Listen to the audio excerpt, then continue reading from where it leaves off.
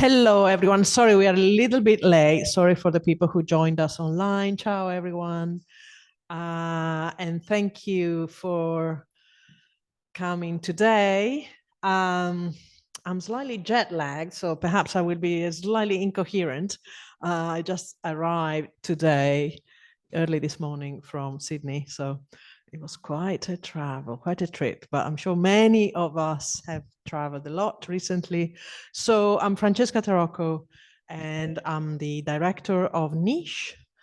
NICHE is the moniker for a slightly convoluted name of our institute. It's called the New Institute Center for Environmental Humanities at Ca' Foscari University of Venice.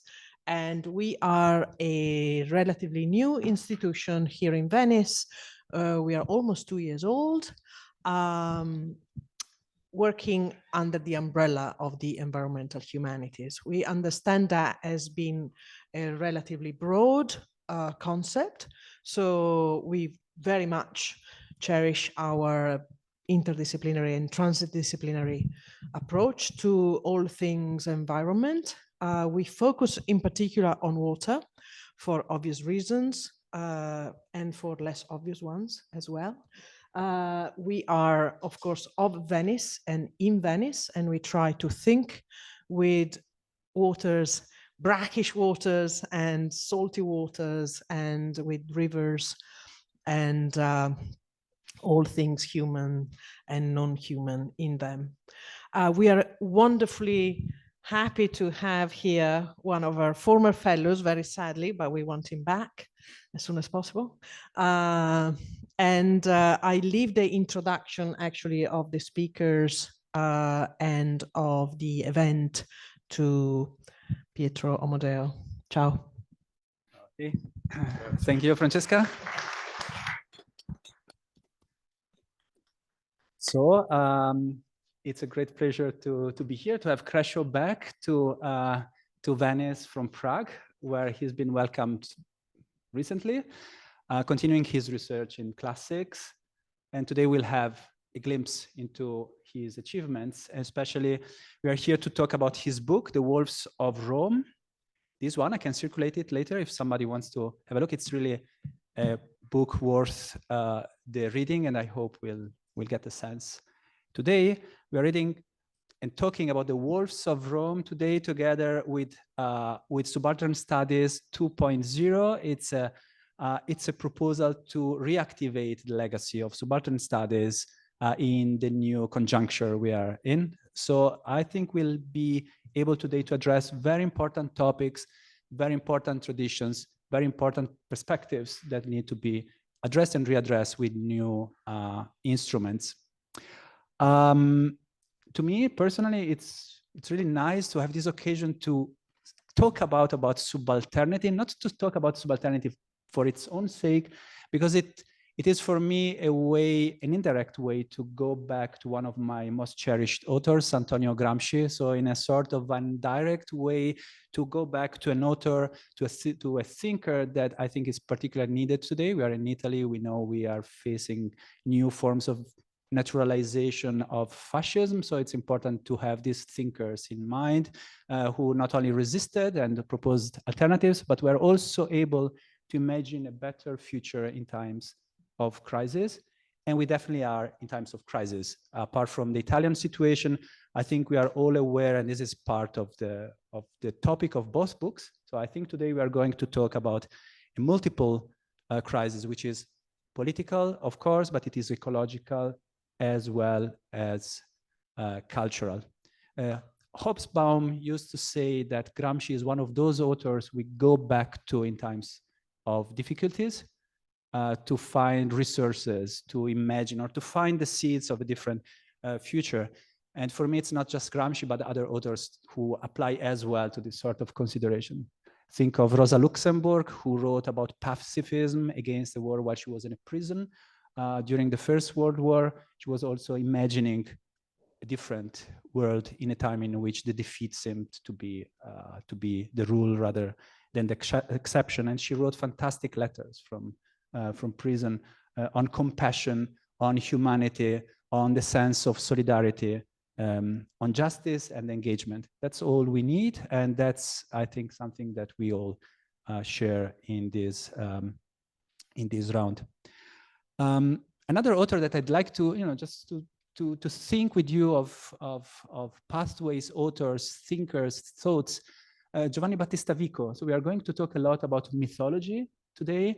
Giovanni Battista Vico, the philosopher of poetic knowledge, poetic science. So today we are going to talk about poetry, about mythology, about imagination.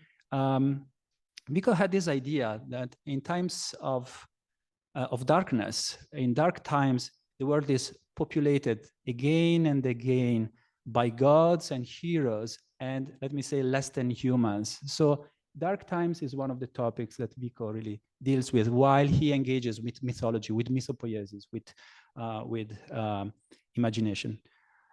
So I'm very happy we are going to talk about Roman mythologies, and not only Roman mythologies, so the mythological world in general.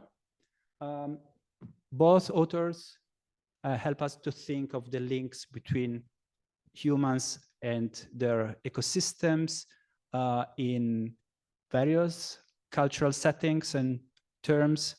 What I'd like to stress, particularly of Krešo's book, is his engagement with very difficult topics like the ideological abuses of disciplines, including in the classics, but this is an idea that can be enlarged to many academic discourses. So the need to deconstruct and criticize ideological misunderstandings, mythological, ideological abuses, among which your engagement with the problem of imperialism, how the Roman mythology, including the origins of Rome in the two kids who were nourished by a wolf, was then used and repeated and transformed in the construction of mythologies about imperialism that you, Kresho, help to attack and oust. So we have also a personal engagement on Kresho's part to find new ways to engage with our past, including the mythological past, that is free of certain tendencies that nonetheless need to be readdressed. Hence the question, the old question of history, can we learn from the past? In this case, can we avoid the new Caesarisms? This is a term by Gramsci, I don't know if you know that, Cesarismo, an idea that Gramsci used to address basically populist tendencies, Louis Bonaparte, and fascist tendencies, dictatorship in the 20th century as well. As for Milinda's book, we'll hear more. We have the details. It's a way of reactivating the old new question of subaltern status: who speaks and who speaks for whom, who can speak. No? This is the political and epistemological question in the background of this book that tries to explore new meanings of speaking in a time in which the environmental crisis needs to make us rethink of exploitation and ways of destroying our environments beyond the social. Is mythology, is mythopoiesis the right form to let nature speak in this case? I'd like to quote a few lines from the beginning of this book that I noted down. The two authors, so Milinda and Jelle, write, "We see ourselves less as owners of words and more as bards singing about a war." I think it's very interesting, this idea of singing, this idea of reactivating the mythological process as a way of giving voice to something or somebody or that has not been given a voice.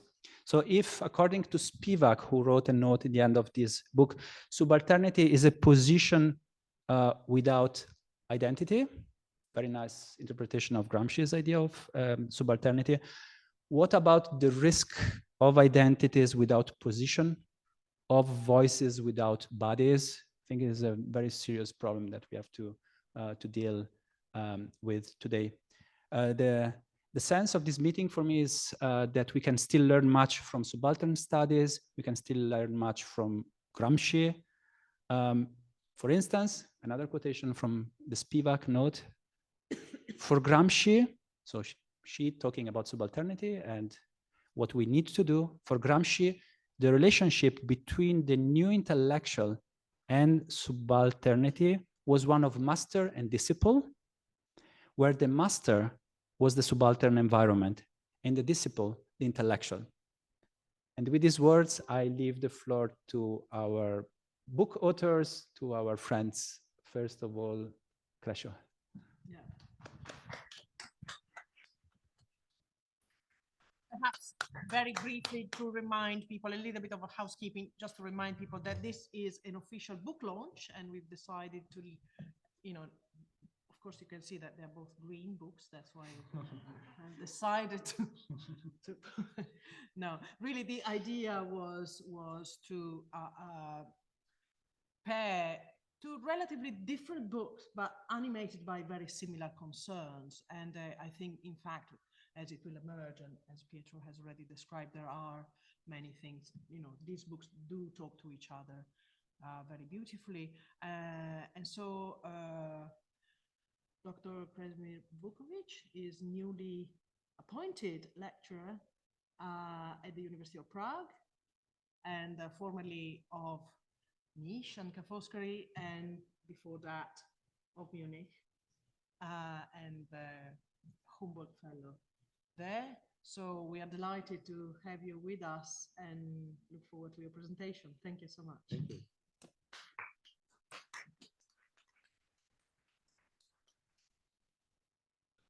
Thank you, Francesca and Pietro, for that really, really kind introduction. It was wonderful. So if everyone can see the presentation, I think I have to also start the presentation mode in the actual PowerPoint, which may be a bit difficult because it's covered by the Zoom. Okay, here we are.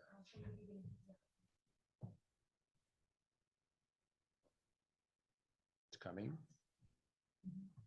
Yeah, there we are. So brief introduction or presentation of the book from me. Just kind of quick overview really of the main topics and some chapters. So first of all, what is the Lupercalia? It's basically a festival, one of the most important festivals in ancient Roman religion, that's closely linked to the foundation of the city of Rome. What happened in a nutshell is on 15 February every year, young naked men would run around the Palatine Hill and strike women with goatskin whips, but also other passers-by. And it was said the ritual facilitated fertility. As you can see, it's quite strange, this custom, and it also puzzled the ancients themselves. So for example, Cicero, one of the most important sources, says it is a relic of primitive times, and the poet Ovid uses it as a kind of springboard into his provocative myth-making. What I argue in chapter 2 is that this was a rite of passage for members of the equestrian elite, and this is actually an opinion widely accepted in the scholarship. What was less discussed before my book is the gender aspect of this. So the construction of masculinity. For the Romans, masculinity was construed as a form of domination, especially over the opposite sex, but also over others generally. And so this kind of symbolic penetration in the ritual through the means of the whips was really instrumental in constructing the male gender itself of the people who took part in the ritual. For the women, who were also active participants, it was also another element in their construction of gender, because it was said that it was supposed to facilitate delivery. And for the ancients, the concept of a successful Roman woman was a woman who gave birth to many children. So this is another important aspect of the ritual that wasn't discussed previously. As for the significance of the rite itself, Lupercus is what a member of this priesthood was called. It evidently comes from the Latin lupus, which means wolf. And the nudity that we can see in these representations, actually the one on the lower left, is the earliest artistic representation of the Lupercalia. The stark nudity that was a feature of the rite, we're not sure, but most probably in Republican times, can be linked to animality. And in many rites of passage, men identify with animal predators such as wolves, and I cite copious ethnographic bibliography on this, that the construction of the male gender in many other cultures is tied to particular predators. So why wolves of Rome? Because clearly the ritual and the mythology were built around this analogy with wolves. The founding twins, Romulus and Remus, they play wolves in the foundation myth of Rome and also in the initiation rite of the Lupercalia. The young twins lead groups of shepherds in cattle raids and hunting expeditions in the mythology that surrounds the rite. But in the actual proceedings of the festival, the central part was this ritual, which I call the blood rite, in which the novices were actually bloodied with the blood of the sacrificed victim, the goat, on their faces. And for this, again, we have copious comparative evidence indicating that this is a form of a rite of passage, usually to initiate novices into the hunt. It's still done in many parts of the world, including in Britain, although it's now illegal. So my question was, is this all merely a metaphor? Does it say something more about the Roman attitudes towards the environment? And for this, I was looking into the actual behavior of wolves, what some people now call animal cultures. Wolves, in fact, are the most sociable land predators we have. Wolf packs collaborate in all activities, but their aggression often turns against each other. And if you look at the Roman foundation myth through this perspective, it actually explains a lot. Propertius, for example, the poet, connects the abduction of the Sabine women with Romulus' wolfish upbringing. So he says that actually Romulus was the one who taught the Romans to abduct and steal. And this is because he was nursed by the savage she-wolf. So the Luperci and the twins are both analogous. The myth and the ritual is analogous to wolves. The god of the Lupercal himself is the savage Faunus, a god of animals exhibiting hybrid traits, much like the divinity that you see on the lower left. So this man who is actually wrapped in wolfskins and shares these kind of characteristics that are between the human and the animal. And for that, I needed a theoretical basis, obviously, and I was relying on a lot of literature and methodology in animal studies. So famously, this started with Derrida, as most of you will know, who was confronted completely naked in his bathroom by no one less but his cat. And this led him on to question why animals were excluded from consideration in Western philosophy, why the animal is excluded. Can the animal actually be a subject as well? And so I'm not going to go through all the methodology and theories here because we don't have time, but among others, Louise Wessling, Donna Haraway have done fundamental work in this that I relied on, and especially anthropological work, such as that of Philippe Descola, who in his book, Beyond Nature and Culture, talks about various forms of relating humans and the environment in different people's conceptions. And one of the things that stands out in his analysis is this kind of analogist society. So societies that construct their worldview through analogies by connecting different parts of the cosmos, which are separate and they are disparate, and they recognize that they are disparate, but at the same time, they make these connections between particular individual bits through analogies. And I argued that this is what's going on in the Lupercalia. Young men on the verge of adulthood in rites of passage are identifying with wolves.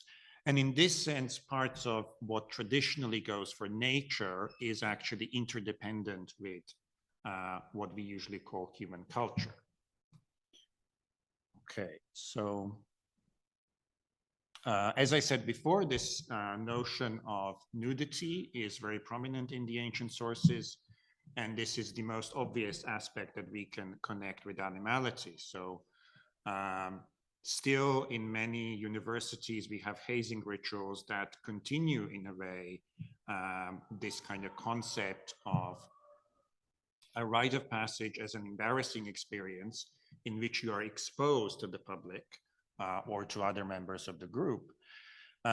And Cicero, who is mocking the ritual, says, the wild association of Lupercal brothers is openly pastoral and civilized. Its woodland company is established before civilization and laws. So this notion that there's something going on in this particular festival that is traditionally Roman, that is connected to the foundation of the city, but is not exactly civilized in the way that the Romans think of their civilization in the classical period. So the emerging field of environmental humanities has argued for this interdependence between all living creatures. And there have been many different theoretical approaches to this. According to some scholars, the notion of culture is really a human construct that justifies our exceptionalism, that justifies our domination over other parts of nature. Hence, provocatively, I talk about animal cultures. And then we come to this notion of Indo-European migrations. So in a nutshell, I argue that human animals followed non-human animals in Indo-European migrations that took place in the 3rd millennium BC and started from the Pontic-Caspian steppes. So exactly the area between or and around the Pontic and the Caspian Sea that is now contested in this war in eastern Ukraine. Several Italic traditions in the ancient world preserve this notion through the name of the ritual Ver Sacrum, the Holy Spring, the sacred spring in the origin myths of Mamertini, Picentes, Hirpini, Lucani, so various peoples of ancient Italy that derive their names from either wolves or birds. So animals that they, according to their own traditions, followed to this new area where they lived. And this is clear in some classical sources, including Strabo, whom I cite here. And really, all of these elements, so wolves, young men, and outcasts, so in the ritual of sacred spring, young men were sent out while the other animals were sacrificed. The young men were expelled from their community and sent out into new areas and dedicated to the god Mars. And these are elements, again, in common with the Roman foundation myth, where we find Romulus and Remus as the sons of Mars, being cast out, gathering a community of young men, imitating wolves in their behavior, and gathering an asylum of other men that they form groups with. And so why in the European comparison? Because this is actually a very controversial notion. It's a notion laden with a lot of imperialist baggage. It is connected in many people's minds with some very bad things. So I use this table usually because it quite clearly shows that when we talk about the Lupercalia, you can't really ignore this in the European dimension. You have a whole number of elements that clearly corresponds. So Roman ritual practice corresponds with Indian, that is to say specifically Vedic ritual practices. So we have the Luperci in the third column here. What they do in the Roman ritual is they sacrifice a dog and a goat. They are naked. They're a kind of war band. They come from the equestrian order, which is traditionally the order of those riding a horse, and so on and so forth. And this is exactly the opposite of what the Flamen Dialis does in the second column, the priest of Jupiter, who is dedicated to the supreme god of the sky. And he cannot do any of these things. And curiously, the same prohibitions are replicated almost exactly in the taboos that apply to the figure of the Vedic Brahmin. So really, we need to think of this as a system that was devised centuries, even millennia before either Rome became a city or the classical literature of India was composed. So for that, we need to go back to these roots which are Indo-European, and in which I argue the notion of nature and culture as we traditionally think of them did not exist. Actually, beings were seen on a continuum, and they were connected in very intimate ways. For this, we come to the fraught notion of Indo-European studies that I discuss in chapter 4, and that is really important for our discussion generally, as Pietro said in the introduction. So this was heavily abused by imperialist projects in 19th, 20th century. The term originated with the colonial administration of the British Empire in Calcutta, where our next speaker, Milinda, is from. So it's a very fraught notion from the very beginning, grounded in the ideology of the British Empire. And Romanticism played a huge role in this process.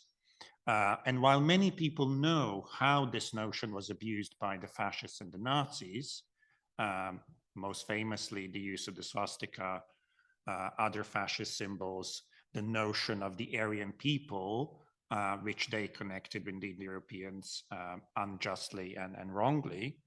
I talk about the British Empire really, and how this notion was developed in the British Empire and steeped in the ideology of the British Empire from the beginning, and was actually then taken over by others and exploited by others as well. But actually, it was the British Empire that really set the basis for the abuse of the notion of Indo-European studies, which in itself, by itself, the connection between these cultures and languages is still valid, because it's a linguistic fact that Greek, Latin, Sanskrit, and Germanic languages and many others come from the same root. So, okay, and talking about Indo-European, I use this analogy of the wolf, as I said, but really, I also discuss many other facets of Vedic religion in common with Roman religion, to show that in the same way that we should abandon this theoretical distinction between nature and culture, we should also abandon the Western, the distinction between the Western literature and the Eastern literature. We should actually study them in common. And for that, chapter 6 focuses on the example of Rudra Shiva, a Vedic god, and the Roman gods Silvanus and Faunus. who share as many as 8 specific traits that surpass even faunal similarities with the Greek Pan. The names of the two express similar concepts. So Silvanus is from Silva, the woods or forest.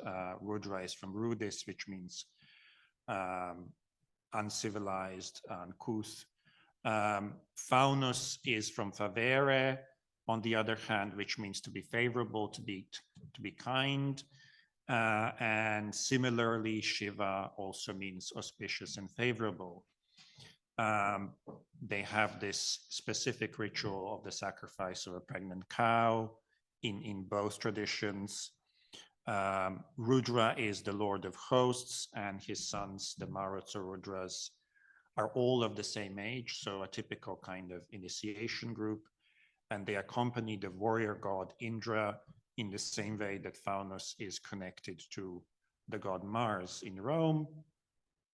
And then there are all these different other characteristics that they have in common. So that's just to give you a kind of snippet preview of some of the main topics in the book. Thank you.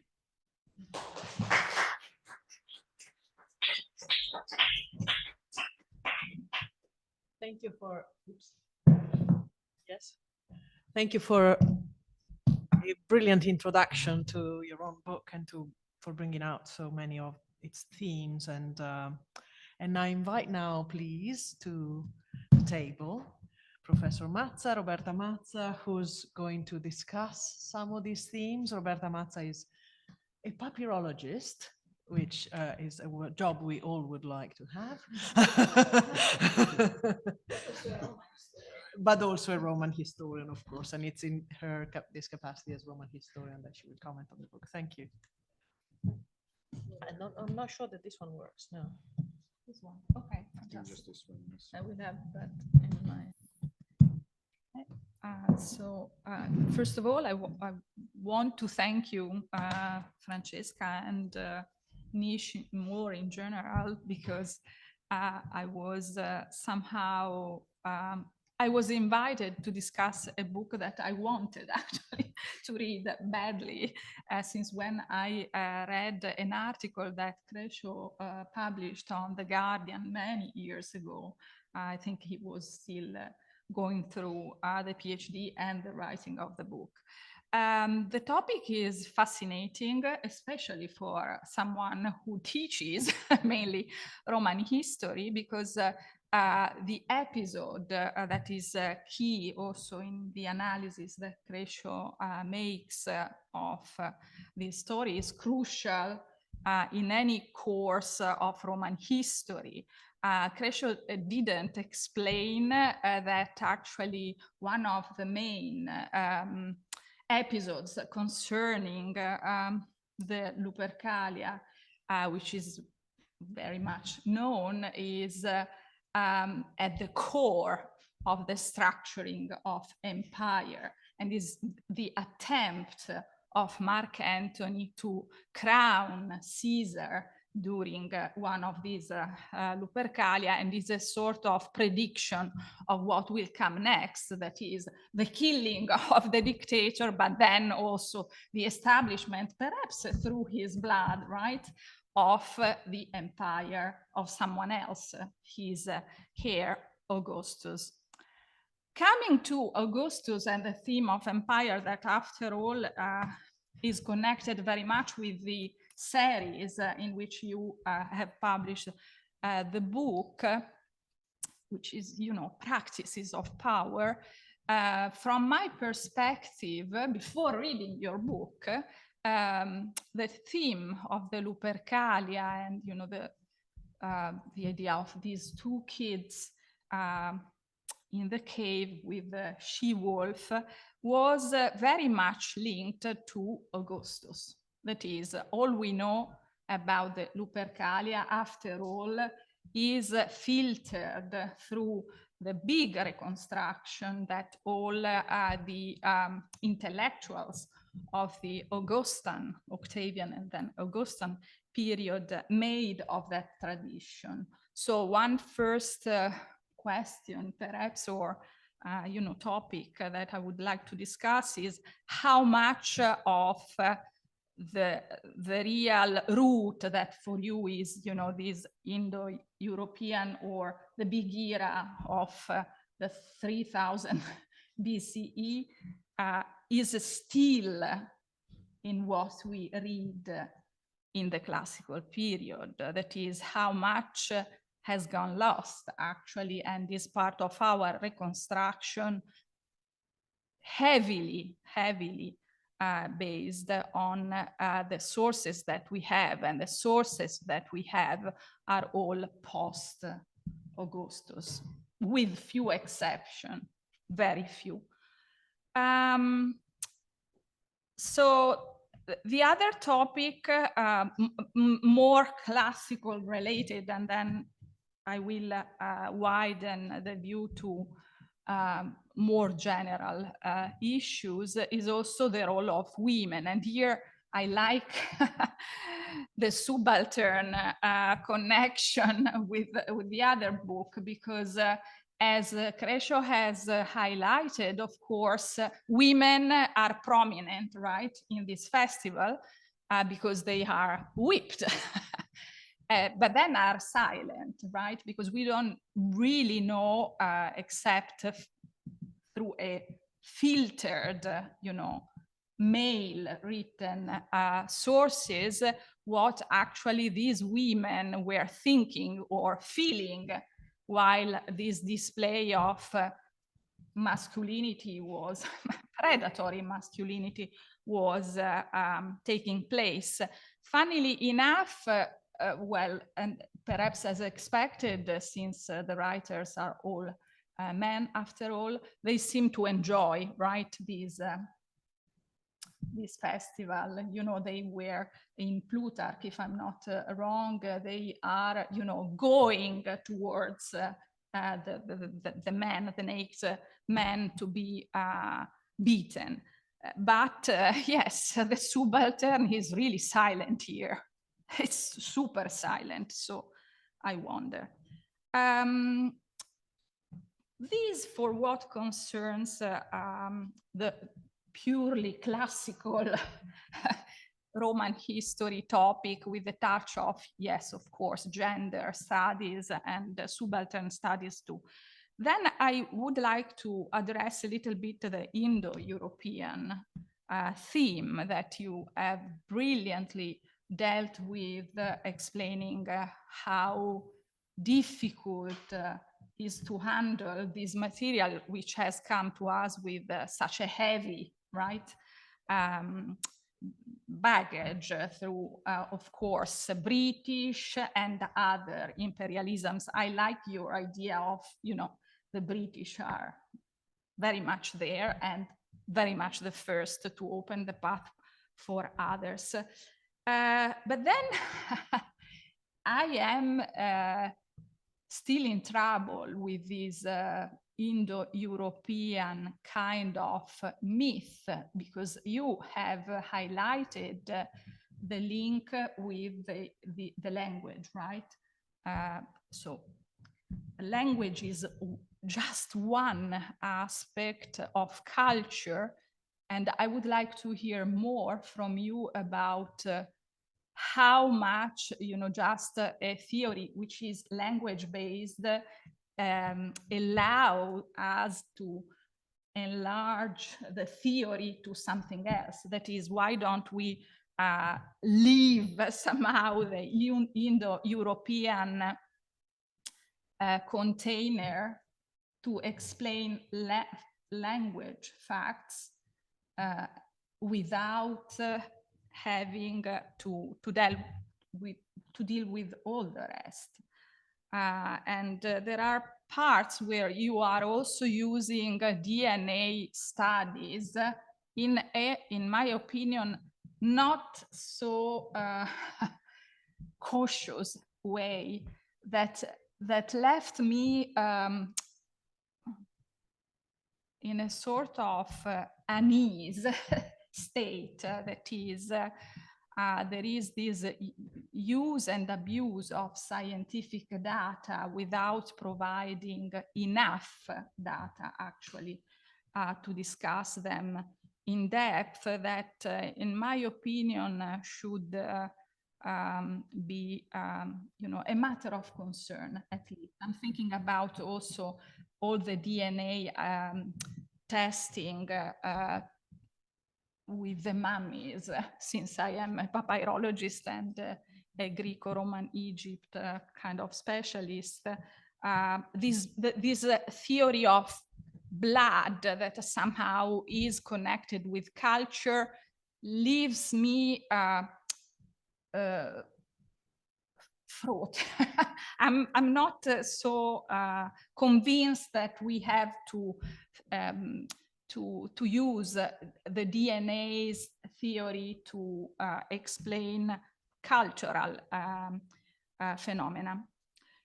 In this respect, I come to comparativism. So you have used, of course, the Indo-European tradition, and you have brilliantly, compared the two Roman and Indian traditions, which I really enjoyed, and I think it enlightened a lot about the religious phenomena you were studying.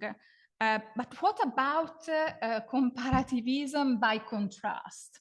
I was thinking about, of course, animals in Egypt, the totemic tradition, right? Anthropomorphic and theriomorphic tradition of the Egyptians. And there, the wolf is very different from the wolf, the predatory wolf that we find in Rome. It's Anubis, which is more of a jackal than a wolf. And it links later during the classical and post-classical period with Hermes. So Hermanubis, this sort of human and also animal god, has more of an aspect of wisdom, right? Connected with chthonic rituals as well, but it's very different from the wolf of the Romans. So I wonder how a comparativism of different nature, that is to contrast, could perhaps tell us about other form of religious thinking. And then I would like to conclude on this line, that is this very interesting idea of human and non-human animals and how they interacted in the past and how they interact nowadays, right? In this cultural and also, yes, ecological time of crisis. Here, it's interesting to see, of course, a more kind of natural way of relationship that you seem to think about for, the relationship between the human and the non-human wolf was easier, right? Somehow in the past. And what the Romans are reenacting is a sort of rethinking and reenacting of a time where the borders between the wolves and the young men were more porous, right? But I do wonder again how much this is connected with reality, because we have to think about like 3,000 years before. Of course, we have this imagination of these very uncultivated people with men in this sort of beautiful kind of social model where the animals were so well treated and so forth, so on. In short, I would like to play perhaps a little bit the devil advocate and say, aren't we sort of dreaming of a golden age that, again, more than a reality, is a sort of our way of fantasizing of a past which was better than what we are experiencing now? I'm not sure it's clear, but yeah. I see a sort of trap in there, which is the trap in which I think Octavian was able to make all the Romans prisoners, right? Saying, you know, we are reenacting that primordial kind of fantastic world where our youth was living the lupine kind of style of life. So I think I would like to conclude on this note, because as Francesca and also Pietro have explained us, of course, these are all themes, this book and the next, which are really important in terms of thinking about, you know, what we are going through now and the way the past and the present is used and abused by those who are in power.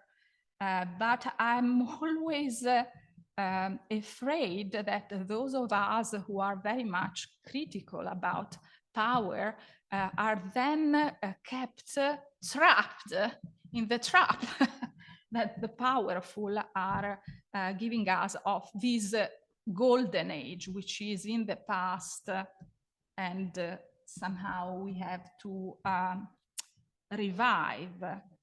I don't have, you know, answers to these, but just, you know, something that perhaps we would like to think about. And it's a past, as usual, very much empty of women, right? That after all, for Aristotle, were animals. So on this note, I leave the floor to you, and to all of you. Thank you. Thank you.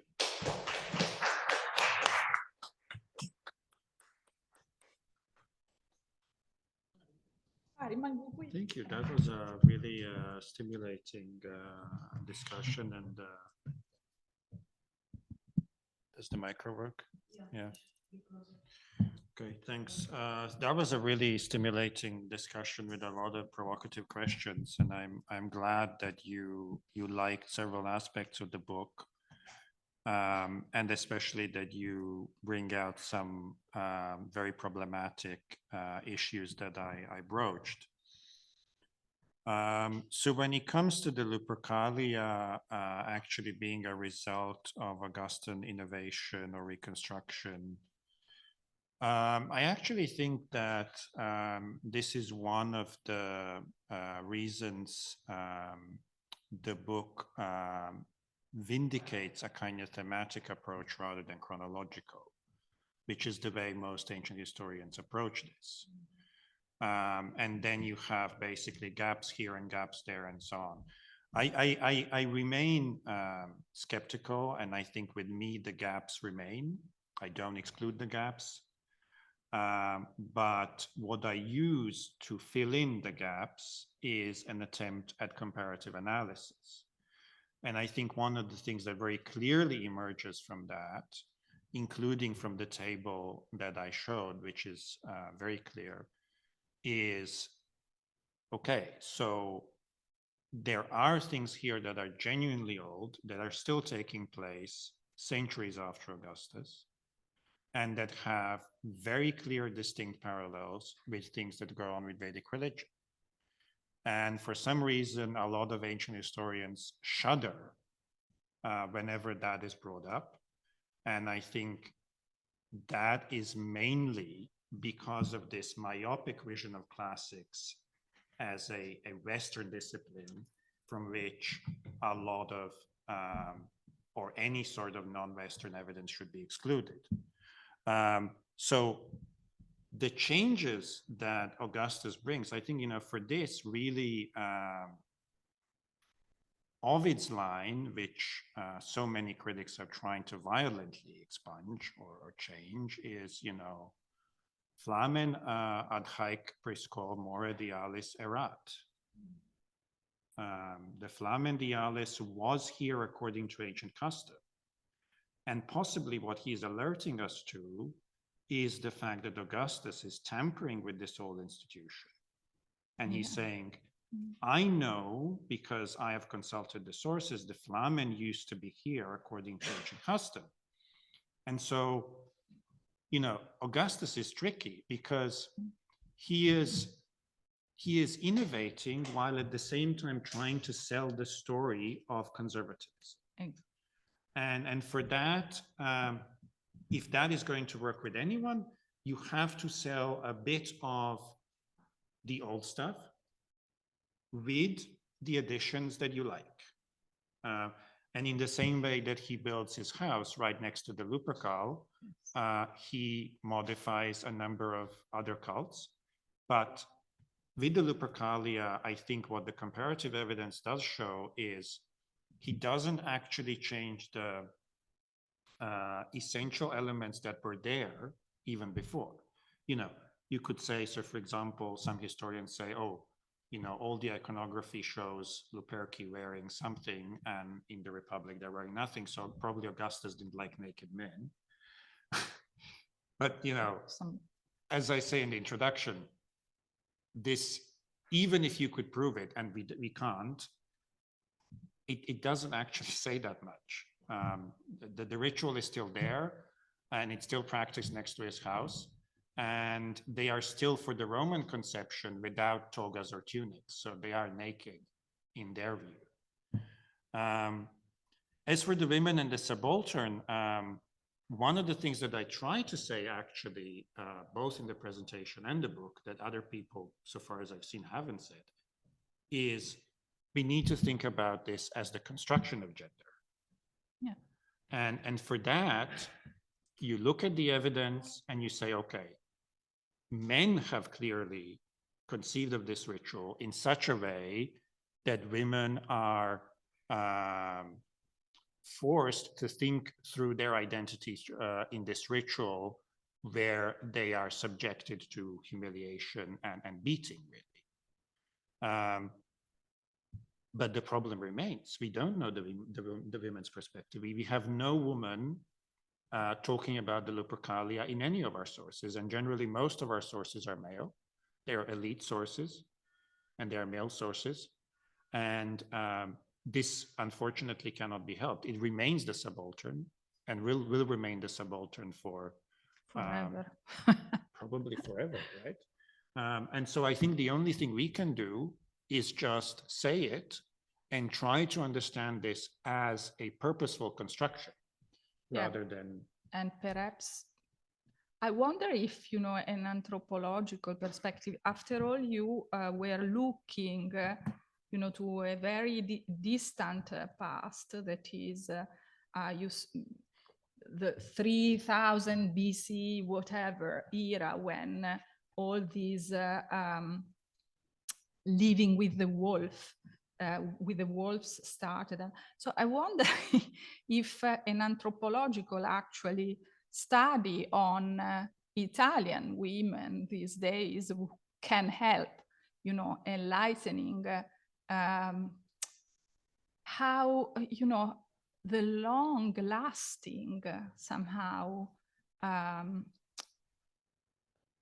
heritage that kind of masculinity, femininity, gender structuring of Roman society has had in Italy, and perhaps in the West as well. I mean, these days we have, so and how much, inside us, at least some women more than others, is still there. Of course. Yeah. I think that would be extremely useful. Yeah. I think that would be extremely useful. I mean, this is not necessarily related, but I kind of bring this up in another paper where I talk about, this conception of Roman women, how in a lot of the mythology you have this binary, the virgin and the prostitute. On the one hand, the Vestal virgins, on the other hand, the prostitutes, which for the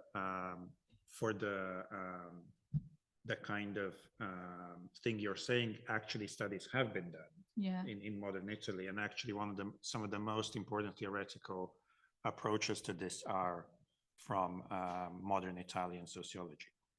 Okay, so there's a lot of questions to get through. So when it comes to Indo-European language and the rest, so again, I hope that I've managed to show with the book why we shouldn't just remain with language. Because if we do, we're going to miss out on all of these connections. And the connections are there. And I also hope that I've shown that we have this notion that religion can maintain particular aspects through centuries or millennia without any DNA. I mean, when I bring up the evidence of DNA in chapter 5, it is only to be in support of the notion of migration. And I think I have actually qualified a lot of this with a lot of warnings. First of all, saying that the samples that we have currently are too small. Second of all, that any of our attempts to reconstruct something that happened in the 3rd millennium BC based on DNA is bound to be speculative. But the reason that I go there as well is, there is a lot of this research going on, and it's published in Nature and Science. And it would be, I think, foolish to just ignore it, because there's so much for people who are not humanists that they're looking towards this kind of evidence. And so I think it deserves to be discussed in the framework. But especially what I want to stress again is, this notion of heritage, which in my definition is not just from father to son. You can have a different group of people coming, and we can take their customs and they can take ours, and we don't have to be related at all. So the notion of a kind of Aryan race in the fogs of time, I'm completely against that. So comparativism by contrast, I think that's really useful. And I think I have discussed this in chapter 7 with the Brahmin and the Flamen, because a lot of chapter 7 is really about how a lot of these connections that we saw in the table are particular parts of nature. So they are particular elements of generally flora or fauna in the world, but more specifically for the Flamen in the Mediterranean system, olive oil and wine. For the Brahmins, it's the palasha tree and various plants that grow only in South and Southeast India. And so what I was trying to say with that is, okay, you have a system that is devised a long time ago, but is sensitive to connections with particular elements of its own environment. Okay, so, and yeah, I think, when it comes to Egyptian stuff, I think the more comparison you bring in, the more useful it's going to be. But, obviously you can't do everything. Yeah, sure. So for the last thing, the relation between human animals, and I don't think it's easier.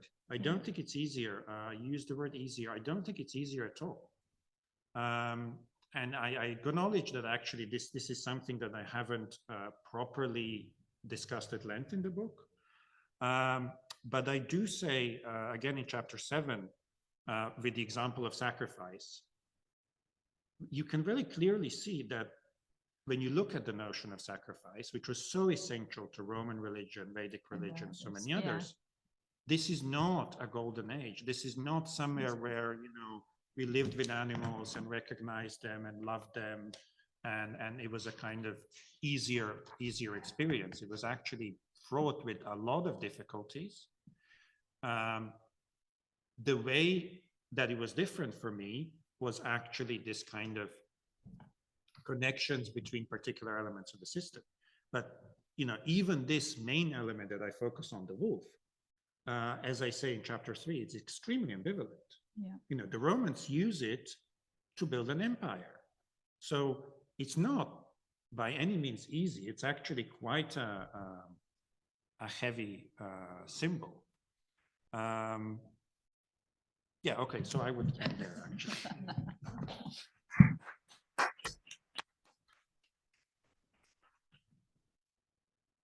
Thank you both, and hopefully we will have a little more time at the end for a kind of a plenary session, and I invite to the table, please, Dr. Banerjee and yes, sure, and Dr. Chiaramonte.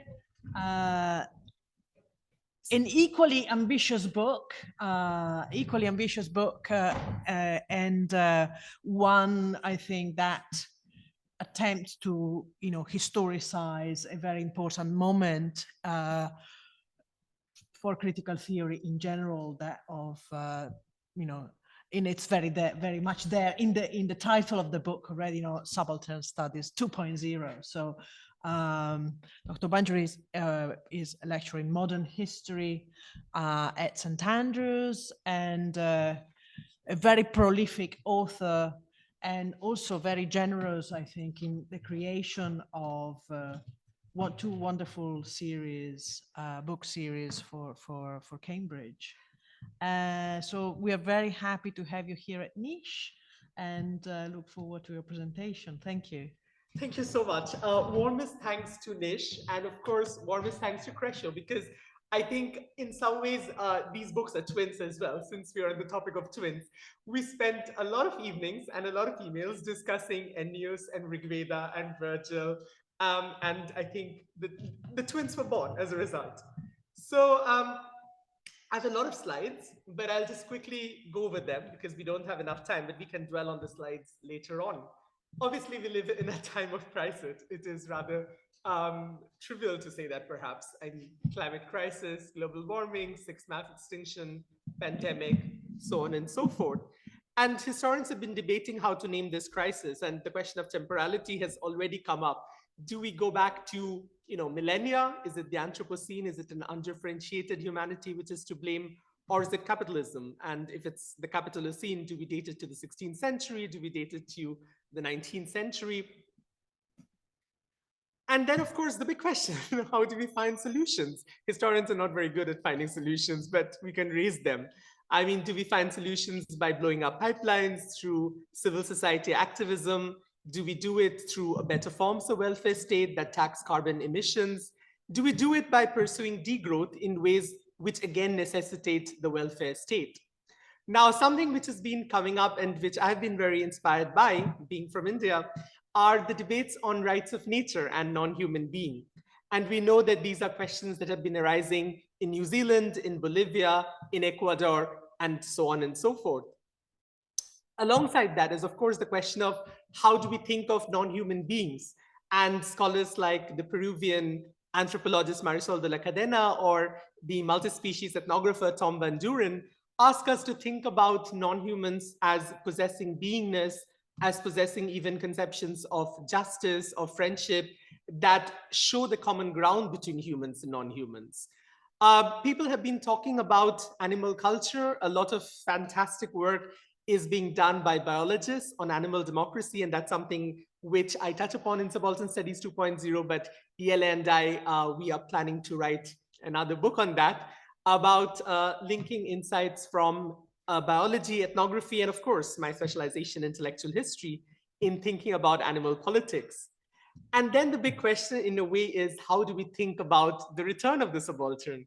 Because subaltern studies, as instantiated by Ronald Gore and many other very inspiring scholars, emphasize was the key to opposing capital and state is through community, particularly through subaltern community, peasants, workers, women, so on and so forth. They were the ones who brought down the British Empire in India and arguably in many other parts of the world. So today, how do we think of challenging neocolonial state and capital? Because the problem perhaps with subaltern studies as it originally was framed was it largely focused on humans, even though the environment occasionally featured, and it focused on isolated communities.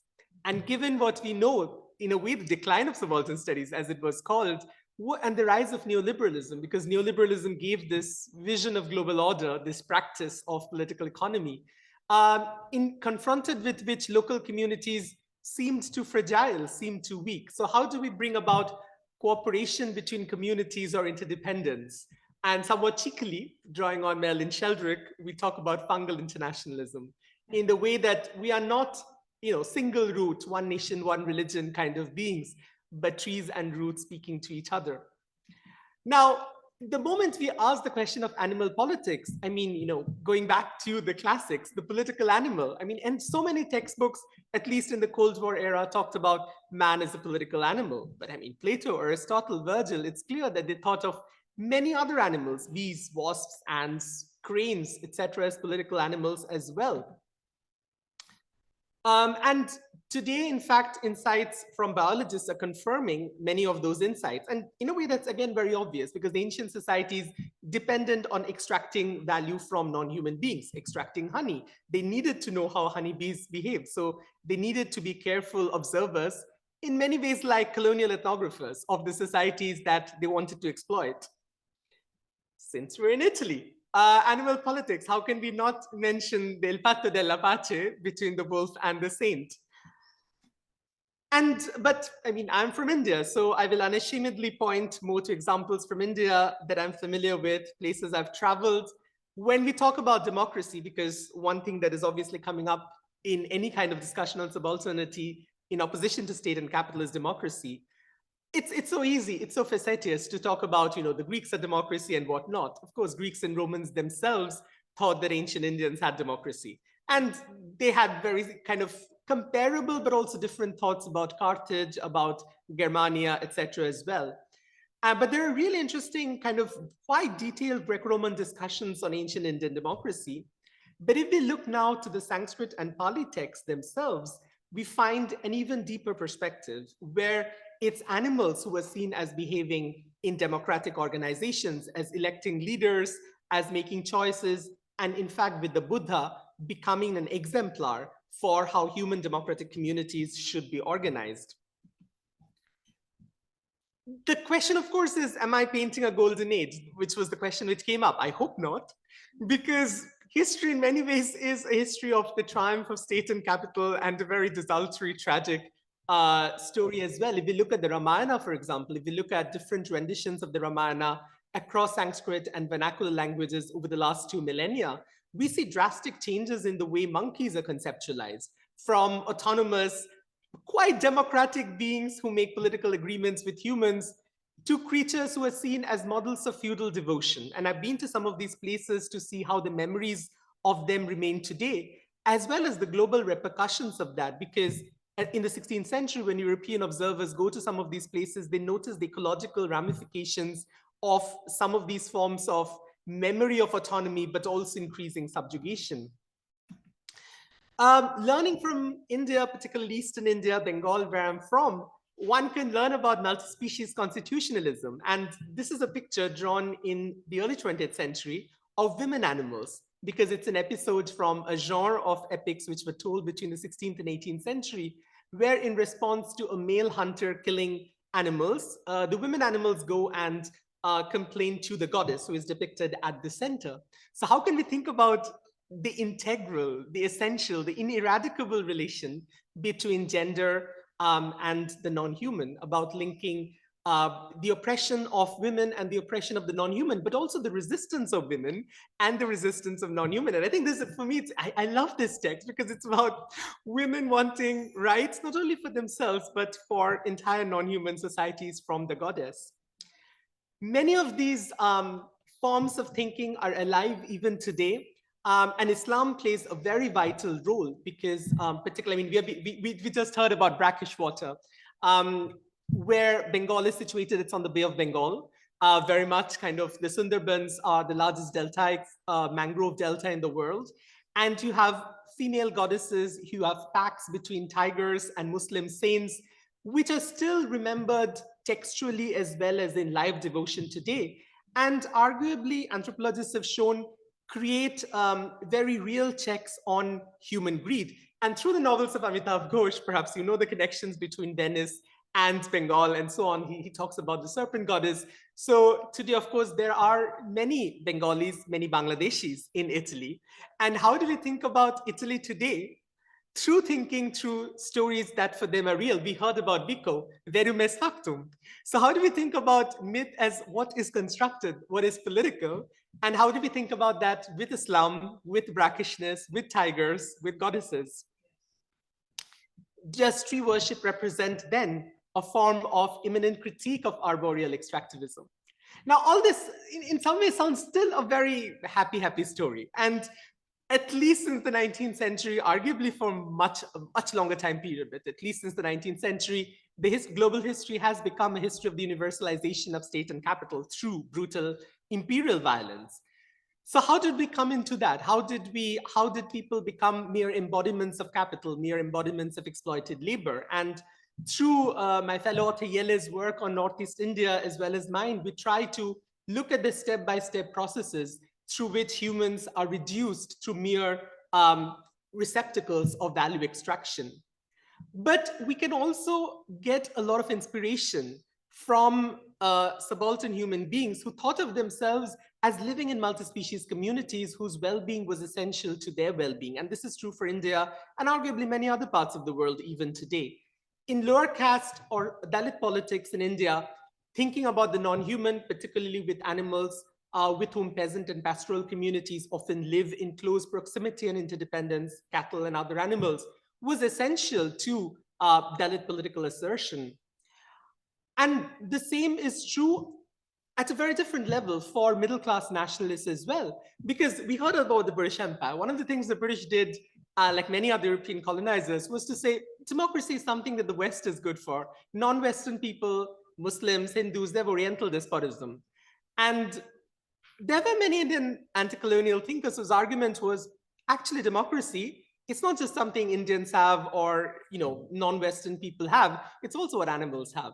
And these texts have really interesting global circulation. I mean, they circulate in America, they become really quite famous in American kind of markets, in Britain, etc., where you have anti-colonial Indian thinkers talking about democracy among elephants, where you have them criticizing colonial forms of very limited democracy by saying monkeys are better democracy than what the British give to Indians.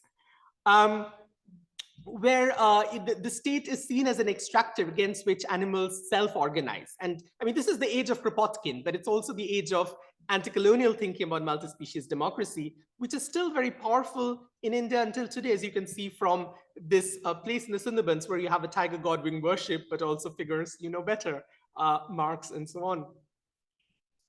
Now, my fellow author Yele's work is absolutely fantastic because he looks at how in Nagaland, in northeastern India, one of the most fascinating indigenous tribal kind of communities and movements anywhere in the world, the resilience of the indigenous population in asserting their indigenous forms of democracy against tremendous odds arises from the firm belief that it is not only humans who have democracy, but also tigers and pythons and ancestors. And we were very privileged that a Naga artist drew this fantastic image. What does this matrix of glorious democracy among tigers and humans and ancestors mean? In Bhutan, Yele is based in Bhutan now, and I've also been doing a little bit of ethnographic work by going to Bhutan. We realized talking to pastoralists, but also others, reincarnated monks, politicians, about how the well-being of non-humans was seen as very central to human well-being, and how the idea is to pursue the well-being of sentient creatures. And again, drawing on Krešo's work, we learned about how in many ways humans imitate non-human. When it comes to textual history as well as ethnography, we do have a substantial amount of evidence why humans form in Bhutan as well as elsewhere their politics, their religion, their migration, by observing what happens with the non-human. So the book concludes by saying, rekin, reassert the kinship between humans and non-humans, reanimate beings that we have started looking across centuries, particularly in the aftermath of colonial capitalism, as things, animals, plants, rivers, mountains. Let us re-recognize their beingness, their livingness, and rewild. Democracy then, not sovereign violence. Care, solidarity, and mutual interdependence, not value extraction and exploitation. Unfortunately, state and capital often poses social structures in a way that the interests of subaltern humans and non-humans, of men, women, animals, and plants can seem oppositional to each other. We need to struggle with those constructed oppositions and think about how to intersect class, gender, racial, and environmental justice to fight the capitalocene. And our conclusion is, against state and capital, recognize the beingness of beings. Against unbeing, which is state and capital, reducing us to unbeing, recognize being. And I want to end with this beautiful portrait by a Bhutanese artist depicting the turning of the wheel of law, which is a very central Buddhist, but especially very important Bhutanese conception, where you have subaltern Bhutanese women and yaks and cranes together and vultures together turn the wheel of law. Thank you.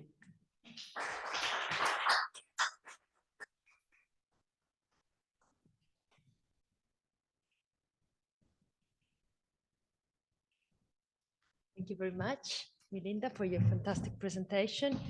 And being a lawyer, as they say in English, but I'm a jurist and not a lawyer in the sense that I never practiced. I feel also kind of called by what you said, the way you finished your presentation about the wheel of law. So I'm going to start with some comments and then open up for the general discussion, as we said. Subaltern 2.0 or 2.0, I don't know what's the best, seems to me to be a manifesto that calls for a new, but at the same time, sort of ancient reconnection with the being or reconstruction of being. So being is a term frequently used in this essay, in this pamphlet, to express a sort of struggle against what is defined as the unbeing, or the capital, or the age of sorrow, etc. And yet this manifesto doesn't touch upon power relations or class struggles, and it does it with a certain purpose, because the idea is not to question, of course, those class struggles, etc., and those elements, but the idea seems to me to refer to a certain mythology or a new way of seeing nature. So in this sense, there is a methodological perspective that I would like to stress, and I would like also to, not to question, but to know more about it, which is expressed here at page 7, for those who have the book, page 66, in which Milinda and Jelle say, we ought to study how subaltern actors themselves conceptualize community rather than impose on them our reifying abstractions. And in this sense, the question would be, who is we here?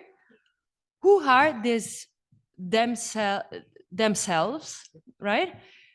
And how would you comment this practice of imposition on them of something? And then if this is the project, as I said, who is them, who is us, but also why community? You didn't mention that in the presentation now, but it's quite important in the book. So the reference to community as somehow an aspect, a reality, a thing that you might want to find useful again, rather than something as usually we are kind of familiar with, something that we want to regret or something that is not useful anymore. And now, clearly, this is not a project necessarily about, it's a project about the future, but it's not a project about progress or about growth, but it's a project that looks about the past. But this past, right? This would be the second comment. What is this past that you make reference to? And it's kind of important also in relation to what Krešimir was telling us, especially because it's pretty clear that in Kreshimir's book, there's a certain suspicious way to look about the past and about nature, right? But in your case, it seems there is a sort of I would say happiness. Not only there is a how would you say speranza?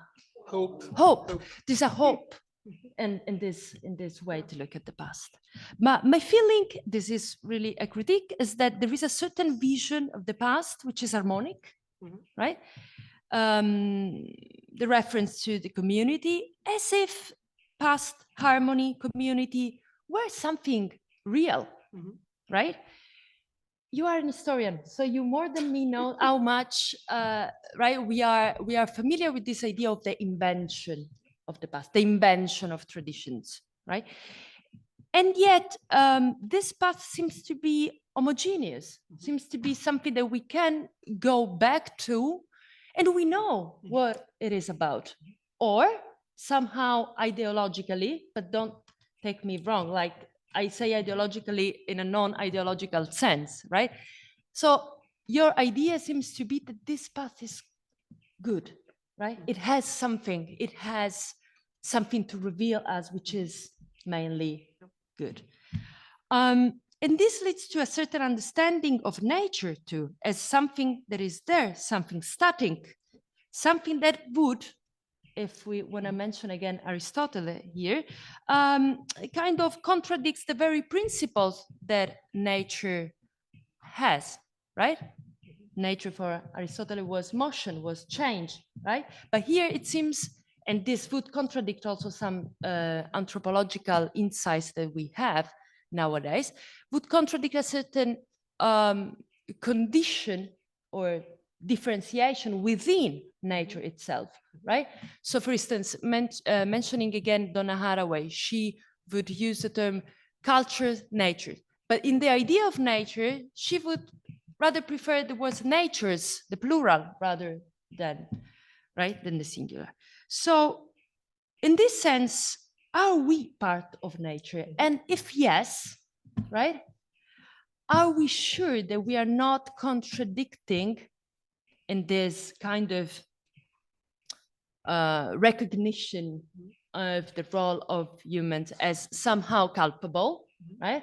Are we sure that we are not saying at the same time that we are not part of nature? Because if we are part of nature, we are culpable. We are outrageous creators of technologies that destroy nature.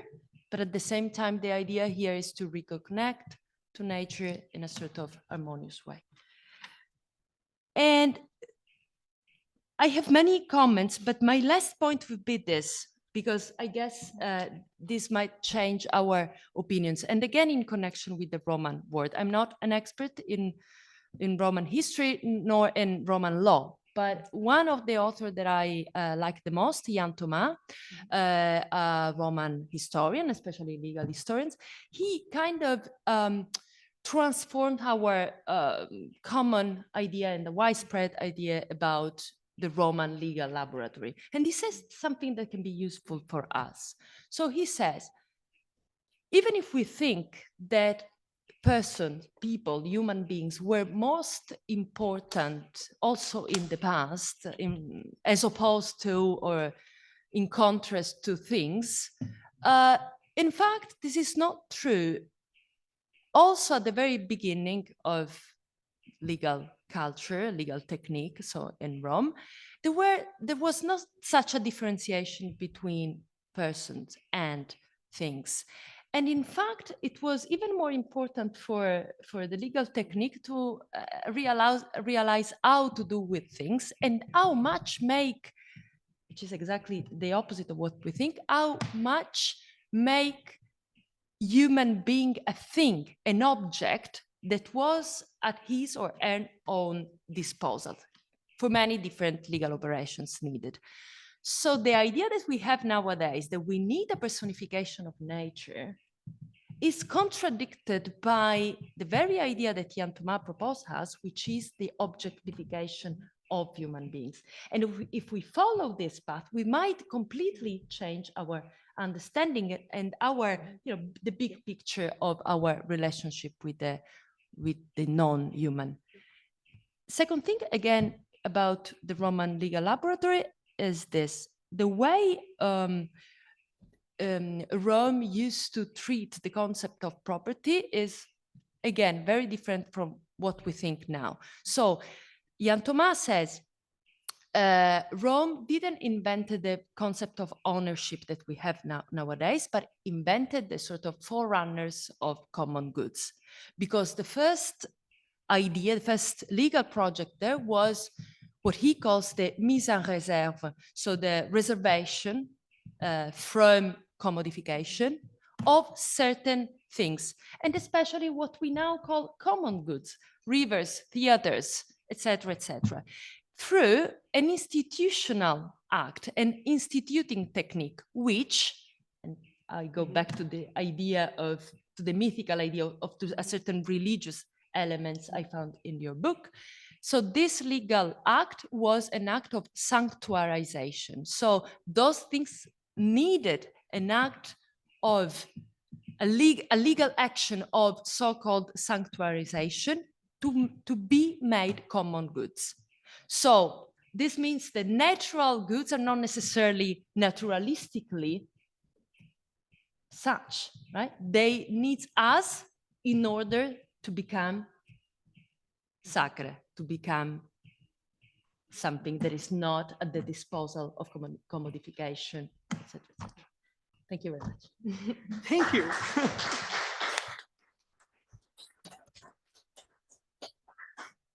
Thank you. I mean, obviously brilliant, really provocative question. And I think the heart is in today is really the dialectics. I've made a lot of notes, 8 actually. My first point is about class struggle versus mythology. And I want to begin by saying that I do think of the term mythology as an inherently and essentially colonial term, because it has been used by colonialism over hundreds of years to deny the reality, the ontology of colonized societies, to say that how they have thought is irrational, it's mythological, and so on. So I, as an intellectual historian, I would be more interested in a history of in an intellectual history of the term, rather than in taking it for granted, which would also make me question class struggle, because class struggle is also a concept at the end of the day. I mean, how we all know, I mean, how Hegel's understanding of the bureaucracy of the universal class is taken up by Marx, etc., etc.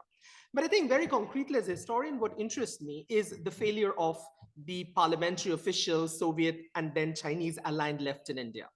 And I think one of the biggest reasons was the leftist intelligentsia was largely Brahminical and high caste, and they used vocabularies and concepts and practices, which, while there were very successful examples of actually aligning with lower caste movements, with Adivasi, tribal, indigenous movements, etc., they're often hampered by use of terms. So if you have Dalit or Adivasi actors saying, you know, what's important for us is our caste and tribe and Brahminical oppression, they would say, no, no, no, let's talk about class. So talking about class struggle can become a way of obscuring gender, we know this, race and caste and indigeneity. So I would say, let's historicize the terms in practice rather than create a binary like class struggle versus mythology. And the same for past versus progress. I mean, there is so much scholarship now on how how non-Western societies, where, as Dipesh Chakraborty says, put into the waiting room of history. How, I mean, you know, Fabian's work and so on as well. The past as the space that we cannot learn from is a colonial conceptualization, because for many colonized societies, it was important to talk about the pre-colonial past, because the very act of decolonization would mean you're removing a historical colonialism. And the same is true for many other revolutionary insurgencies. So I would really, again, and I mean, the whole notion of progress, we know how central it is to colonialism, to the civilizing mission. And I would in a way, I have two answers. One is, I do think that there is a very long durée history to be written of the nexus between state and capital. I mean, we have a papyrologist here. I'm thinking particularly of Banerjee's fantastic work, looking at forms of proletarianization, but also workers, unions, etc., in ancient Rome. And his most recent work to commercial capitalism. I'm thinking of the work of Chris Wickham, Lorenzo Bondioli, Lafanasse, Nicholas Matteu, and many others who talk about long-term histories of deepening nexus between state and capital. Now, having said that, I do think there is a specificity to modernity as well. As far as we know, we did not have global warming in the 1st century BC. As far as we know, we did not have the accelerated rate of the 6th mass extinction in 3000 BC. So yes, there are continuities, and we should be terribly wary of thinking there was anything in the past which was completely salvific.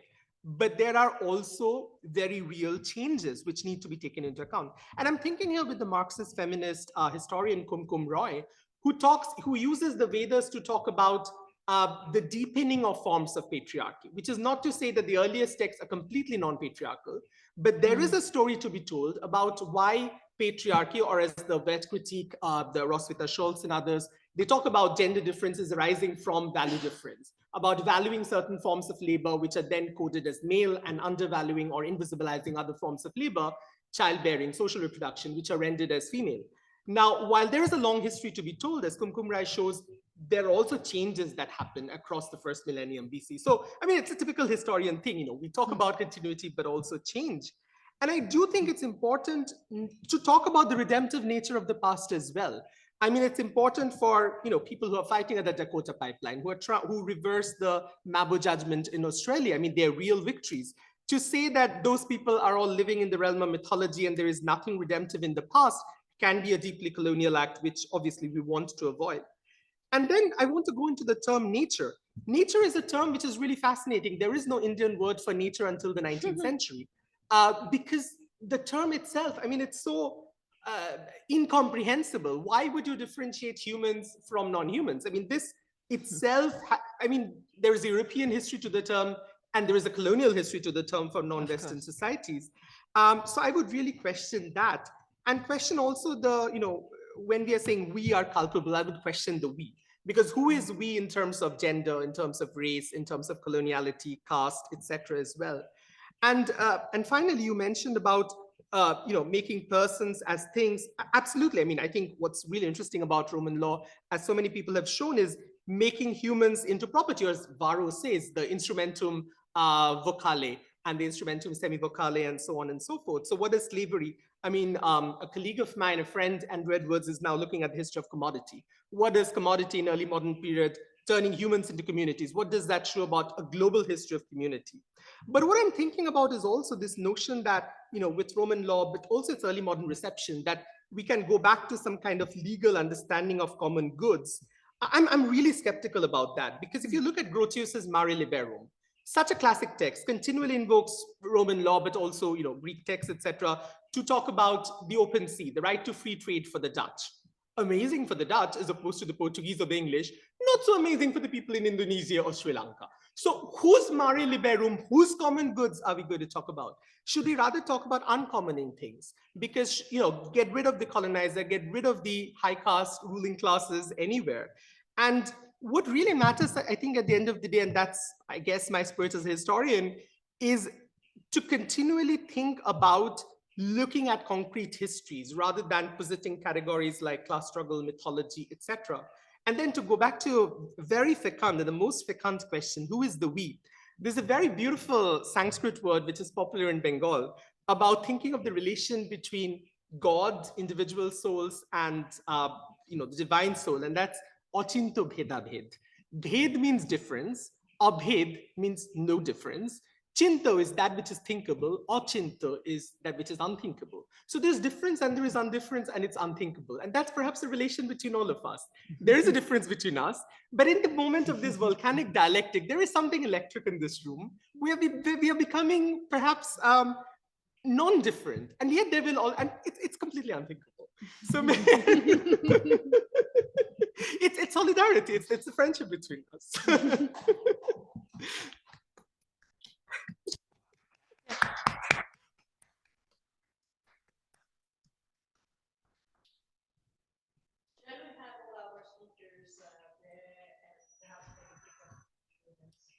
Yeah, and I think there are a few in the comment box as well, probably. yeah, exactly. We should have a look also at the chat.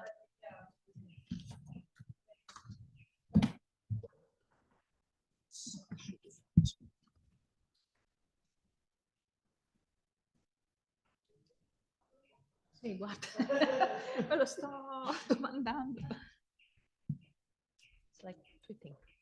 So far, these are not questions, they're comments on people's trains. Nice.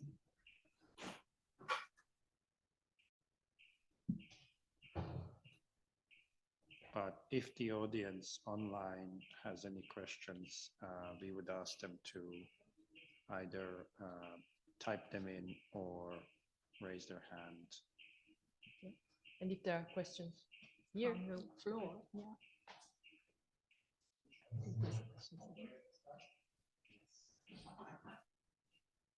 and then there is another question.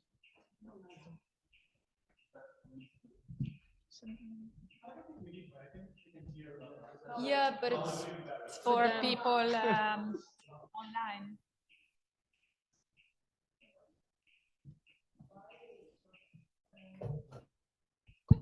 Why don't you come here? Yeah, I think it's the.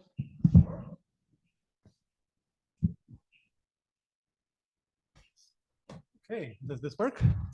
Am I close enough? Wonderful. Well, thank you to both presenters. I had a quick comment and a quick question for each. I will start with Kreshimir's book. I'll try to be very brief. Thank you. I think it's a wonderful book. I still only halfway through, but so far I'm finding it to be an incredible piece of scholarship. It reminds me of some of the philosophical works that I admire the most from the tradition of the 60s and the 70s, when philosophy had this whole very interdisciplinary take, and when there's this idea that you can work with philosophical concepts using not necessarily directly philosophical material and come up with really fantastic results. And this reminds me of that kind of work, and I really, really appreciate it. And I have a couple of very quick questions. You mentioned the whole Lupercalia as a bit of an exercise in domination and predatory masculinity, and that's true. I'm also reminded of Foucault's studies of Roman and Greek sexuality and the idea of self-domination that he brings up. And he says, you know, these rituals and festivals were also exercises in the self-domination by the ruling class, and almost like in taming of whatever excesses or whatever. And then if we go on further into the analysis of these sorts of ritualistic things from Agamben and Esposito, we have this idea that these rituals formed, or these festivals functioned a little bit as ways of almost disciplining of sovereign power. And they point out that in a lot of these rituals, the people who participated in them, who were like the privileged objects of these festivals, who either suffered immense damage or were permanently hurt, or sometimes even died, you know? And I wonder, and if in fact in your first chapter, you have this whole idea of how Caesar tried to use the Lupercalia festival and it kind of really backfired on him in some dramatic ways. So I wonder, do you see a little bit in the Lupercalia this element of self-domination by a potential ruling class? And do you see also a little bit of this ritualistic attempt of taming sovereign power and creating these liminal spaces where almost power shifts can happen and be facilitated with the Lupercalia specifically? And very quickly, just a second question. You mentioned Latour and the need to overcome the nature and culture distinction. I'm, of course, I think Latour is a very problematic thinker. I think it's almost necessary nowadays to cite him and to cite him very positively. But I think your work actually does things that are significantly more interesting than what Latour does, because Latour proposes overcoming the divide, and then he proposes some sort of an undifferentiated Gaia concept, whereas what you do in your work, you maintain these dualities without collapsing them into ideological dualisms. And I think the maintaining of these tensions is is very productive. But one tension that you mentioned is between the divine, the human, and the non-human. And you say, no, it's the animal that often mediates between the divine and the human, but also the divine is what allows exactly for the interaction to happen in this space and the framework of these festivals. So I wonder if we go back a little bit towards now, and we have this moment of modernity when the divine element collapses into some sort of a horizontal ontology. What happens to the relationship between the animal and the non-animal? Do we need some sort of a mediating third element that allows for this encounter to happen? Is this what is being done by science? Even in Venice, for example, recently we had somebody who was a scientist saying, no, I will speak on behalf of animals, for example. So are we seeing this divine function being perhaps attempted at being overtaken by science, or do you see some other ways of encountering the animal and the non-animal? Sorry, I'm being this big, extremely fast because I know we all have questions. And to the second speaker, thank you. I think it's a very inspiring call to arms. And I would love to, I mean, it's also your work, it's a short book from what I understand, but you're also making such a, synthesizing so much theory. It's very inspiring, but I'm also a little bit unsettled by the dualism that you set up between being and unbeing. And then it seems like all the categories that you like, you put on the being category, and then the categories that you dislike, well, that's unbeing, the state and so on. And it's a way of dehistoricizing what are effectively historic categories. And it's a very strange move for me because I think we have seen throughout history very problematic forces employ the very same strategy to, because depoliticizing and ontologizing a historical category is such a political move and is very easily abused. And I find it surprising that you chose to use this strategy. It's almost like saying, let's use a very problematic tool for good ends. Am I interpreting you correctly, or am I misunderstanding something? Because clearly I have not had the chance to read the whole book yet. So maybe you can explain this strategy. Thank you. Thank you. Those are some really, really good questions. So I like this notion of Foucault. I mean, usually if you ask classicists or ancient historians to comment on the 3 volumes on sexuality by Foucault and the first one on the ancient, they will say you need to burn it. Classicists. I mean, it's, I'm joking, of course, but it's an extremely Foucault's view of these study of particular rituals and then generally the sexualities has so many problems. I mean, both in his approach and because of the limited evidence that he's taking into consideration. But I think there is something to the notion of the power that he stresses. And so I think the idea of power here is really important. That the dynamics of power in the Lupercalia are such that they can always turn against you. And for this, I found actually Bakhtin very useful in his study of the carnival. And how he says, the carnival is this creative space where the potential for anything is almost possible. And it's by its very nature subversive.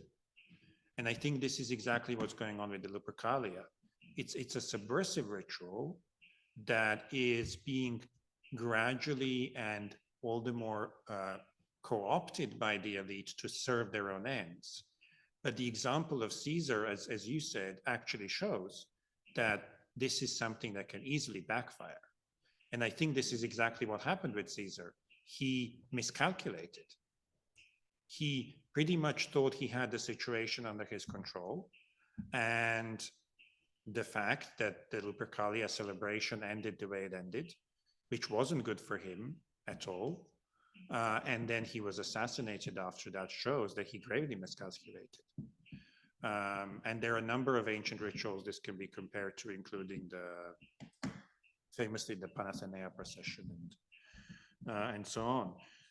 As for the other thing, I don't have any easy solutions for that, and I guess Milinda would be a better person to ask, because I remain skeptical of someone speaking for the subaltern. And this, I agree with Spivak in her contribution to Milinda's book.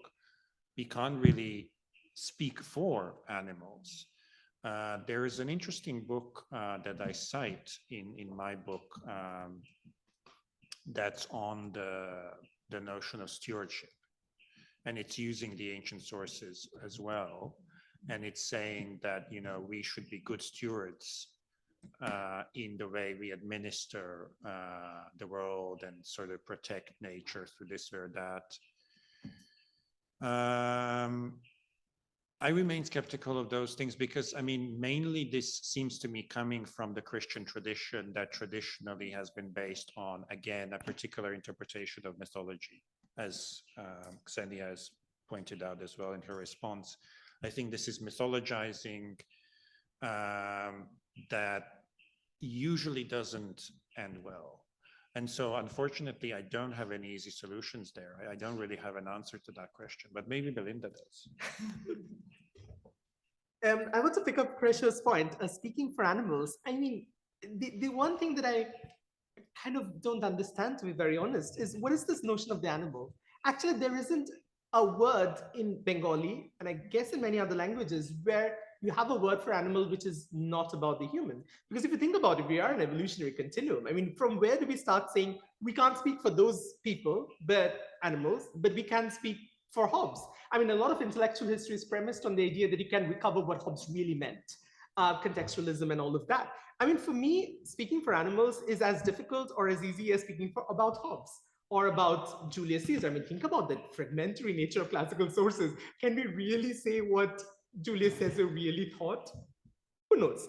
So I think I would emphasize that, yes, there are fractures, but there are also continuities. But I mean, I would not separate out animals as a category is different from humans. That to me seems mythology in the banal sense of the term. I want to go to the question about being and unbeing. So I have 3 points of departure. One is the global history of capitalism literature, particularly, for example, I mean, Jairus Banerjee's work, very interesting. I mean, he talks about prefigurations of joint stock companies, etc., in ancient Rome. Lorenzo Bondioli and others talk about it in the Islamic world. And of course, Venice is important because, I mean, I think it's Banerjee who argues that Venice is the first colonial capitalist state in the way it treats the Byzantine Empire. So at some point with Venice, with Genoa and others, I mean, capital becomes the ruler, capital becomes sovereign. And I'm thinking with Philip Stern's work on corporate sovereignty. His first book was on the English East India Company, amazing book. His more recent work takes a much longer 16th to 20th century span across different colonies. So but the thing that I get from him and from others is the importance of the notion of the artificial person. Because I think the notion of artificial person is really key to colonialism. Thinking about companies, the English East India Company, the VOC, as persons who have sovereignty, which can be used to deprive real persons, peasants and workers and many others of property rights, etc.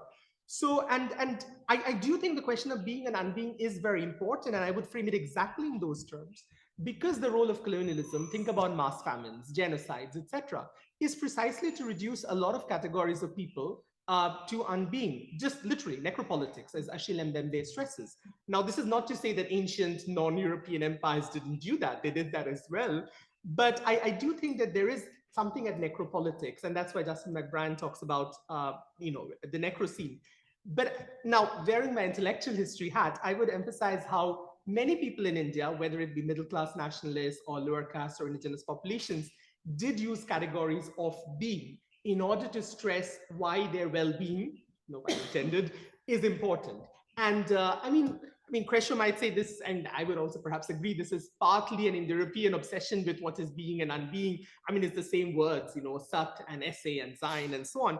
But I think, the actual politics is also important. I mean, confronted with famine, mass death, exploitation, genocide, a lot of colonized peoples thought it's important to stress that they are beings, and that the English East India Company is not. And I think that kind of history is important. I'm not saying that is the only way to do it, or that is the best way to do it, but that is how history has unfolded for many colonial parts of the world, even today. So that's...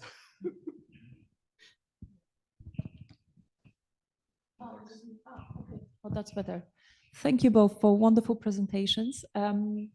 I would like to throw the word state into the discussion.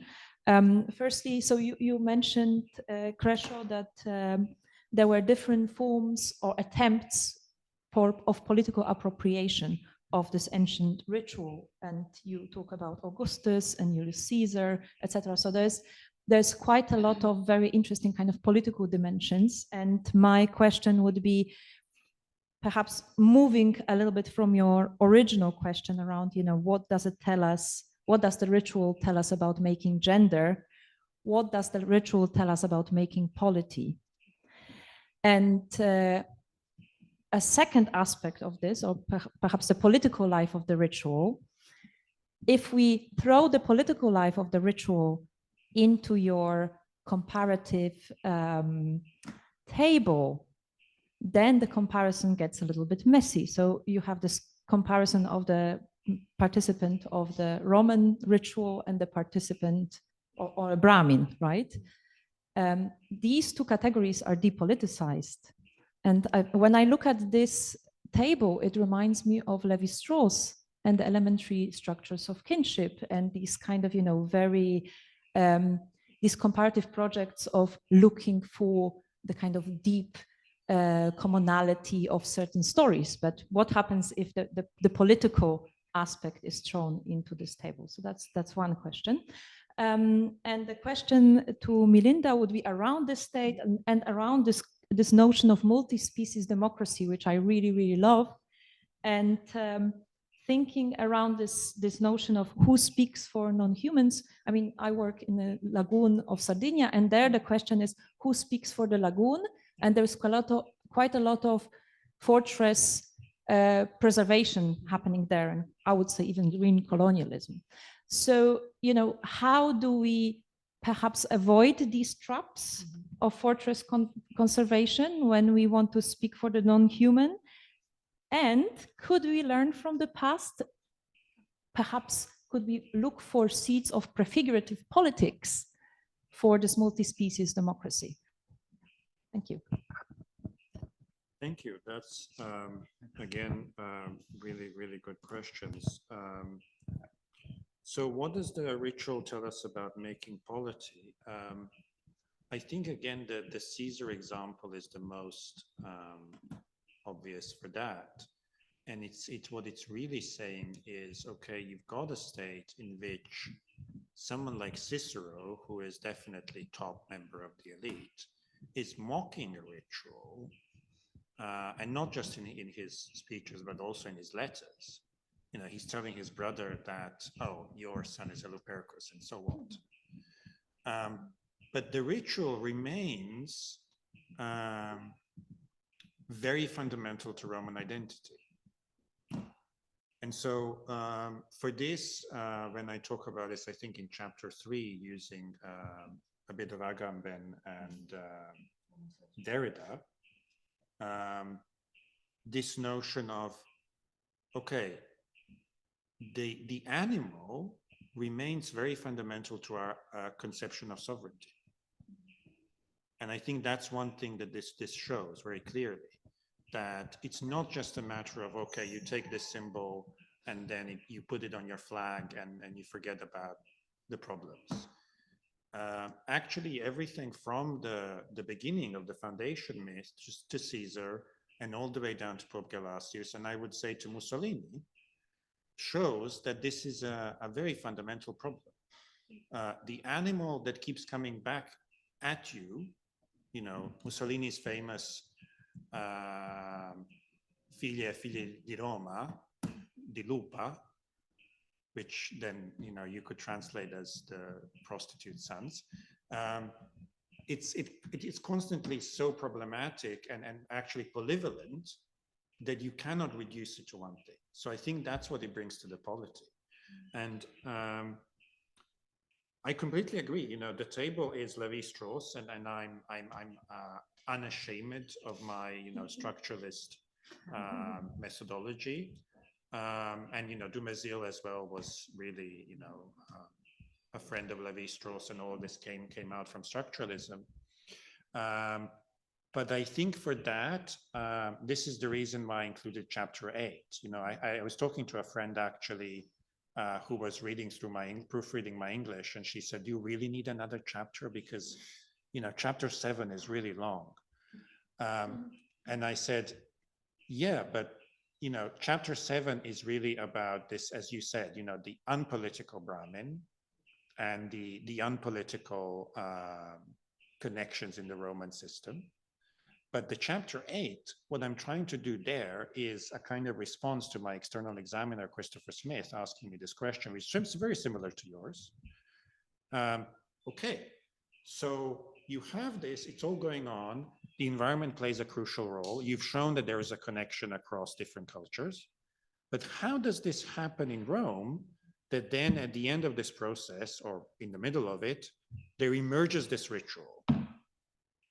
And so my chapter 8 is about this, how I think, and it's speculative, the equites, or particular branches of Roman gentes, clan, whatever you want to call them, they come to use this as their mythology, and they build their identity around it. And I think it's really interesting what's going on there. And I think that is really the return, not returning, but connecting the political with the environmental. Brilliant set of questions. I'll be naughty and seize the first question. This state is mine as well. For a number of reasons. I think the really interesting thing is really the gender and the non-human part. I mean, I was recently reading Angela Zainy's The Patriarchs, since we're in the mood for grand theory. And one question I'm sure we have all asked ourselves at some point is, why did patriarchy originate and when did things go wrong? And Zainy's, of course, gives very sophisticated answers in conversation with a lot of scholars. But I think one crucial point that stays with me is when states need women to continuously reproduce workers and soldiers. And soldiers, we can think of as a subcategory of workers, military laborers. So, I mean, there is no natural reason why women should be confined to the oikos, to the household, unless you need continuous reproduction. And I think that in a way shows the combination, but also I'm thinking, of course, with James Scott's Against the Grain, where he talks about the human domestication of the animal ricocheting back in a way on the human. There's this amazing kind of foundational myth in Hindu kind of legend, which tells us about how the earth initially, when the first king arose, he wanted to extract things from the earth, and the earth became very afraid. She's a goddess. She took the form of a cow and escaped. And the king said, I'm going to hunt you and kill you. And she said, how can you kill a woman? He said, I'm going to kill you unless you give me the treasures. And I think the violence of kingship, how it arises from the simultaneous and inextricably linked connection of the subjugation of the woman and animal is, or women and nature, we might say, is something really essential. Shubhatri Dashgupta, who is on the screen today, my wife actually, in her current work talks about how 19th century texts draw on ancient Sanskrit ideas about women who don't obey their husbands being reborn as female jackals. A former student of mine, Grey Black, their work dealt with the furor that the furry community arouses in the US. The furries are queer people who identify with the non-humans. So why is it that heteronormative status capitalist patriarchy has this set of shibboleths, women, animals, colonized, etc.? And I think we need to ask that question if we are going to really think about something better. And I think now coming to your next question, prefigurative politics, absolutely. And I think we need to challenge the I will, which historically has been male and racial and colonial and all that, but need not necessarily be, the glass ceiling and all of that. For Hegel, the I will is at the center of sovereignty and it's at the center of property. It's the will, the absolute will. And against that, I would exactly say prefigurative politics, where we emphasize the politics of assembly, or in India, the words typically often used in the northern Indian languages, which are all very closely related. Samata, the word for equality, samaj, community, samiti, assembly, coming together and thinking together. And it's really fascinating. So one of the more harmful, I think, legacies of British imperialism on India has been the Westminster system of first past the poll. Whoever gets the most number of votes gets elected, which means consecutively over the last few decades, we have often had governments which don't command actually the will of the majority, but get elected simply because they command the most number of people. Yele works on Nagaland, where the community together chooses endless days of deliberation, not the one who gets the most number of votes, but the one who is agreeable to preferably everyone, but at least most. Now, traditionally, this often came with gender kind of divides, etc. But of course, our goal will be to overcome them. And then how do we think exactly about prefiguration, about thinking in this kind of painful but very important consensus making? Because there are so many things, climate crisis, sixth mass extinction, femicide, where we need consensus and we have to come together to make them. And Veronica Gago, I love her work, shows in Argentina how such consensus is possible through common kitchens and women coming together with queer people and colonized people, etc. So I remain hopeful of prefigurative politics. Do